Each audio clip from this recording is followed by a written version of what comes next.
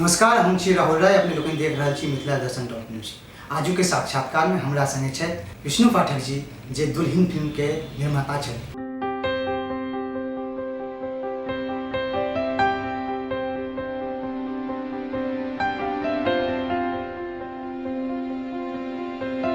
मिथिला के बेगूसराय जिला के रहनिहार विष्णु पाठक अपन जिंदगी के खटगर मिठगर एहसास के सहन करैत आइ राजधानी दिल्ली में बिजनेसमैन के तौर पर स्थापित छथि। अपन मिथिला संस्कृति के मैथिली सिनेमा के माध्यम से जन जन धरि पहुँचेबाक लालसा रहबा के कारण मैथिली सिनेमा के निर्माण दिस डेग बढ़ौलनि।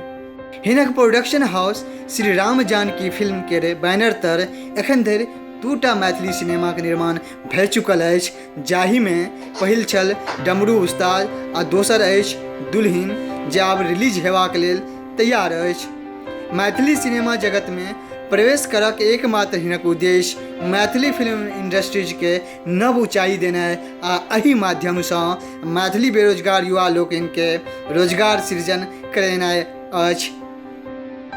आओ हुनका से गप करै छी। अपने दिल्ली में एक उद्यमी के तौर पर एस्टेब्लिश छे और ओहि के बाद अपने ये मैथिली सिनेमा के तरफ मूव के लिए एम्हर झुकाव के की रीजन छे? देखियो, सिनेमा के प्रति आकर्षण हमरा किया समस्त पूरे देश के लोग के युवा के रहे छे। अभी कहियो कि अब संजोग से बिजनेस के लिए दिल्ली में एस्टेब्लिश भेलिए, तै के बाद इच्छा भेले बहुत रास लोग रहथिन जे मित्र रहथिन सिनेमा से कतौ न कतौ केना न केना जुड़ल रहथिन। उनके से प्रेरणा भेटल कि सिनेमा बनायल जाए। ऐसे पूर्व अहाँ के एकटा मूवी सेहो आबि छे डमरू उस्ताद, ओकर की रिस्पांस रहल छलिए? डमरू उस्ताद एखन तक रिलीज नहीं केलिए है, ओहिमे कुछ निर्माण हमरे लागे छे जे डमरू उस्ताद बेसिकली एक सामाजिक सिनेमा रहे, गाना के मतलब ज्यादा कुछ नहीं केने रही है। तो आब लागले कि जे बाजार में गेला के बाद कि लोग तक ज्यादा से ज्यादा पहुँचे, गीत संगीत हेबाक चाही नीक से नीक, जे बाजार के ट्रेंड छे ओहि अनुकूल। तो ताहि दुआरे रोकले छिए। एहि बीच में विचार भेलै जे बढ़िया सिनेमा मनोज जी भेटला, धनंजय जी भेटला और सब लोग, विकास जी भेटला, इन सबसे इंस्पायर भए के सोचलिए नहि एकटा नीक सिनेमा पहले बनायल जाओ, ताहि के बाद ओकरो में जे सुधार भ सकै छै ओ सुधार कर जी। एखन जे छे ई फिल्म डमरू उस्ताद के बाद ई दुल्हिन फिल्म, मैथिली फिल्म जे दुल्हिन बना रहल छी, ओहि में ओहि कथा से ई कते कथा में एमे कतेक अंतर छै? देखियो, हम बनेलिए तो हमरा तो लागे छे हम अखन धरि जे सिनेमा छे, सिनेमा से अपन काज बेहतर केलिए। नीक सिनेमा कॉन्फिडेंस एहि कहे छी कि पहिल बेर में एहि बेर में हमरा जे अंदर के फीलिंग है वो अपन फीलिंग हम बताबै छी कि नीक निर्देशक, नीक आर्टिस्ट, नीक माहौल में काज के लिए, नीक कहानी के साथ काज के लिए तै दुआरे लागे छे। और मेहनत के साथ सब लोग जितने के लोग रहथिन हमारा सेट में, यूनिट में, एक एक्सपोर्ट बॉय से लेकर और एक्टर तक, निर्देशक तक जितने के लोग रहथिन सब बहुत मेहनत केलखिन। तै दुआरे कहै छी कि दुल्हिन में एहन कोन खास बात छले हन जकरा अहाँ निर्माण करना चाहब? मैथिली भाषा जे हमर मातृभाषा है और मातृभाषा में बनाबी किछ करी, तो ई इच्छा रहे। एहि दुआरे सिनेमा में हम अहाँ के अभिनेत्री के जानकारी छे, नारी प्रधान छे सिनेमा, तो ओहि में ई आयल हन जानकारी भेटल हन कि प्रतिभा पांडे जी से अभिनय कर रहल छथिन। तो कि मिथिलांचल तरफ अपने के ध्यान नहीं केली कि ओहि में मिथिलांचल से कोनो एहन अभिनेत्री भेटे? ओहि पर अहाँ की कहब? देखियो, सिनेमा निर्माण करबै भावना अलग चीज छे और कार्य हुए लोग तक जन जन तक पहुँचे अलग बात छे। पहिल बात तो हम अपने गलती कहब कि हम ही छै से मैथिली एक्टर्स पास नहीं पहुँच पेलिए। हम किया कहब कि नहीं क्यों भेटला, या हमारा स्टोरी के हिसाब से हम ही नहीं पहुँच पेलिए। दोसर बात ये कि बाजार में जब वहाँ सिनेमा बनबै छिए तो कुछ नाम के भी चलल छै। तो प्रतिभा जी और इनू जी दोनों का अपन अपन क्षेत्र में नाम है और उनको इच्छा रहे छन कि मैथिली में करी। मैथिली एहन भाषा छिए जहाँ बम्बई जेबै भोजपुरी इंडस्ट्री के 50% 60% लोग चाहे छथिन कि मिथिला में मैथिली में कुछ हुए, मैथिली में कुछ हुए और मैथिली में हम कुछ करी। अब देखियो कल्पना जी लग हम सब गेलिए गीत लग जे मैथिली में गीत गाबियो और बहुत खुश है कि गीत करके। मैथिली अपना आप में एक एहन मधुर भाषा है, मैथिली आकर्षित करे छे लोग के। तो एमे हमरो ई छै कि उनकर नाम रहन और बड़ नीक जे छै से अदाकारा छै ताहि दुआरे हुनका ई केलिए, हुनका से अप्रोच केलिए और हुनको इच्छा रहे कि हम मैथिली में कोई बढ़िया जे छै से निर्माता आबैत और हम मैथिली में काज करी। लोग कहै छै कि मैथिली सिनेमा के बाजार नहीं छै, तैयो अहाँ ई फिल्म के निर्माण करऽ के प्रयास केलिए हैं, वो की कारण छै? हम सब बिल्कुल निचला स्तर के लोग छी। जैसे हम दिल्ली आयल रहिए तो लोग दिल्ली आबै छै एहि लेल कि किछु रोजी रोटी हेतै, किछु कमाएब, एहिसँ भरण पोषण करब। ओहीमे जे छै से बहुत रास हमरा से लोग या हमरा से बहुत पैघ लोग बहुत जे छै से तरक्की करला, बहुत लोग ओतै रहि गेला। मैथिली से भोजपुरी सिनेमा भी कहियो शुरू भेल हेतै, हमरे सन कोनो लोग हेथिन जे रिस्क लेने हेथिन, आइ भोजपुरी के बाजार विस्तार भेलै। तो मैथिली जे कि समृद्ध साहित्य, समृद्ध आ मैथिली के बहुत रास लोग हिंदी सिनेमा, भोजपुरी सिनेमा के लीड करै छै। गायिका सोनाली इंदु मैथिली छै, शारदा सिन्हा मैथिली छै, तो मैथिली के बहुत लोग लीड कर रहल छै। तो हुनका अगर अपने एहिठाम बाजार भेटतै, अपन माहौल भेटतै तो वह करथिन काज। एहि दुआरे कतौ से केओ ने केओ तो शुरू करबे करथिन। हम ही शुरू केलहुँ और हमरा से पहिलहु बहुत लोग सिनेमा बनेलका है, हुनकर प्रयास छै मैथिली में कुछ माहौल तो वह बनेलखिन है, कुछ आगू बढ़ल जेतै। सोशल साइट पर जहाँ हमहूँ सब एक्टिव रहै छियै, ओहिठाम हम देखलहुँ जे ओहिमे अहाँ ई कहलियै कि एहिसँ रोजगारके अवसर सेहो भेटतै, ओ कोना भेटतै, ओहि पर अहाँ कनि विस्तार से बताउ। देखियो, मनोरंजन क्षेत्र हर भाषा के लेल मनोरंजन क्षेत्र के विस्तार भऽ रहल छै, एहिमे कोनो शक नहीं छै। अब मैथिली में अगर बढ़िया नीक चीज कुछ एतै तो नीक चीज एतै तो बाजार के विस्तार हेतै, बाजार के विस्तार हेतै तो सबके तो बम्बई में जगह नहीं भेटतै।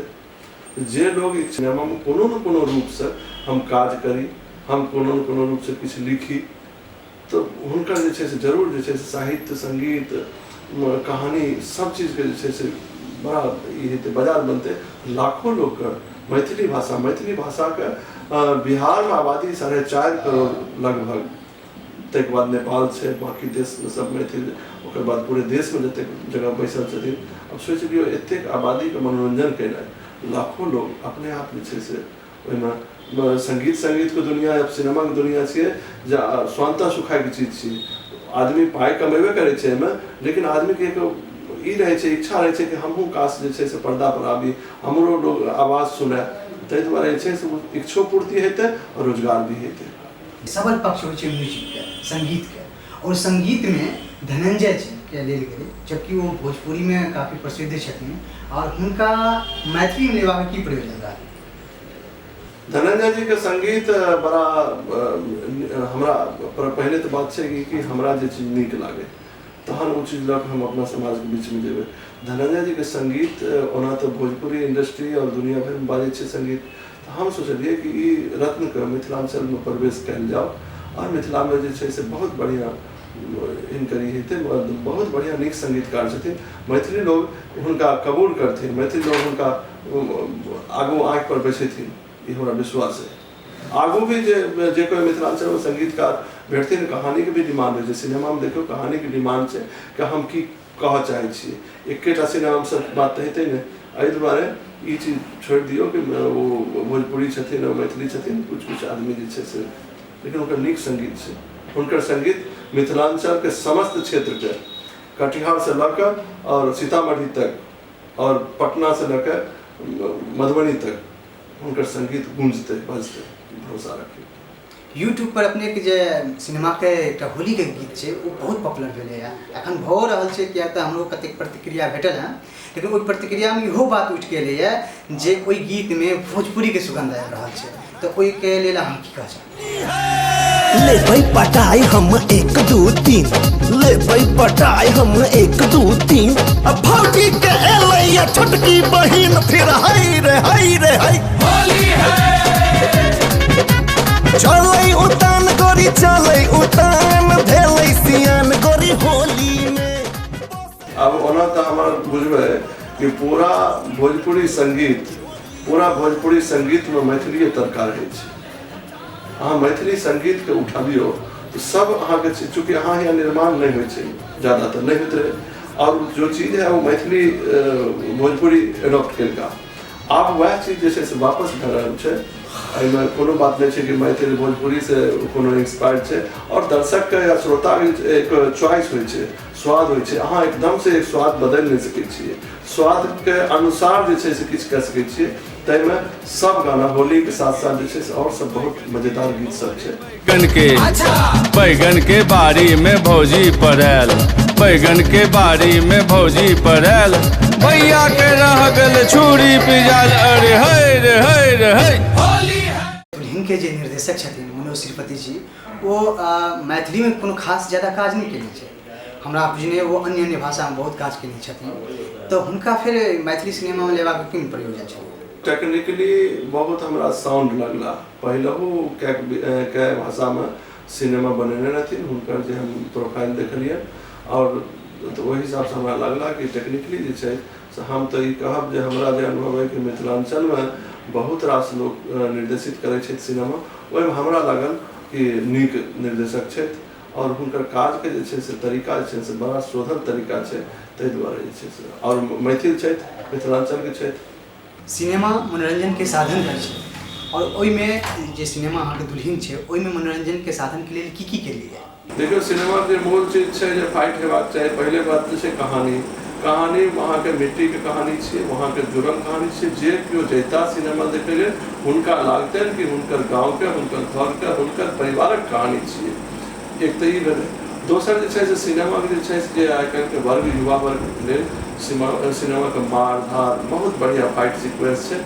दक्षिण भारत से दक्षिण फाइट मास्टर आयल रहथिन वो फाइट केलखिन। ताहिके बाद जे सिनेमा के ज़्यादा ई होय खातिर नीक संगीत और बहुत पैघ बहुत नीक बहुत नम्हर संगीतकार धनंजय मिश्रा जी के म्यूजिक छनि और गीतकार मिथिला के छथि सुधीर झा जी छै जे मिथिलांचल में तकरीबन लोग हम बुझे छी जे गावे बजे वाला लोग छै या संगीत के लोग छै सब जाने थे सुधीर झा जी। ताहिके बाद जे छै से अहाँके बिक्की जी ओकर बाद मनोज प्रकाश जी छथि। ई सब गीतकार गीत लिखला है। विकास जी, आलोक जी गीत गेला है, देवानंद जी गीत गेला है। इंदु सोनाली जे मिथिलांचल के बेटी छै, मिथिलांचल के पुतौह छै या मिथिलांचल के दुल्हिन छै से गीत गेली है। बहुत नीक जे छै से गीत हमरा विश्वास है एक बार आबऽ दियौ सिनेमा। सर अपने चर्चा के लिए में बाढ़ पर आधारित सिनेमा बताया जा रहा है तो ओहिमे दुल्हिन के की रोल छै? देखियो एक परिवारक कहानी छै। परिवारक कहानी के अनुसार जे छै से परिवार में छै जाहिमे दूगो महिला और दोनों महिला एक ही पति और दोनों के आपसी प्रेम और जे समस्या छै सामाजिक समस्या छै ताहिमे जे छै दुनू के मुकाबला केलकै। ताहि दुआरे दुल्हिन नाम राखल गेलै। दुल्हिन जे छै से मिथिलांचल के मैथिली शब्द छै दुल्हिन।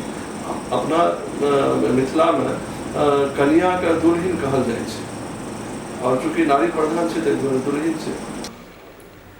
मिथिला दर्शन न्यूज़ के जरिए अपने जो मैथिल दर्शक छथिन हुनका लेल अहाँ की कहऽ चाहब? बहुत जल्दी हम कोशिश करब जे सितंबर तक सिनेमा अहाँ सब तक पहुँचत। अहाँ सब बिल्कुल जे छै से अपन भाषा के लेल जइयो देखियो नीक बेजाय जेहन लागे से भी सूचना करियो लोग के कहियो और बिल्कुल उम्मीद है कि अहाँ के सिनेमा देखे के लेल अहाँ सब गोटा अपना अपना नजदीकी हॉल में पहुँचू। सर अपने मिथिला दर्शन के एतेक महत्वपूर्ण समय दिलिए ताहि लेल बहुत बहुत धन्यवाद। तो ई छला हन हमरा सबके संगे विष्णु पाठक जी दुल्हिन फिल्म के निर्माता और अहिना हम एहि फिल्म से संबंधित अभिनेता अभिनेत्री निर्देशक सब गोटे के प्लेटफॉर्म पर आनब और हम तो हिनका सबके एतेक मेहनत केला हन तो मिथिला दर्शन टीम तरफ से इनका बहुत बहुत शुभकामना। एखन धरि जे हमसब गपशप केलहुँ हन ओहिमे हर पहलू पर चर्चा भेल और हमरा बुझने ये फिल्म बहुत बढ़िया बनलै है और ये जखन पर्दा पर जेते तो अब अपने लोगन के जिम्मेवारी है कि पर्दा पर जाके सिनेमा हॉल में जाके ओहि फिल्म के देखियो और फिल्म के सुपर डुपर हिट बनबियो। किया तो मिथिला मैथिली से जुड़ल है, अपने मैथिली भाषा के समृद्ध करवा से जुड़ल है। तो हम अहूँ से आग्रह करब कि अपने लोगन जखन लागे तो बेधड़क सब परिवार जाके एहि सिनेमा के जरूर देखियो।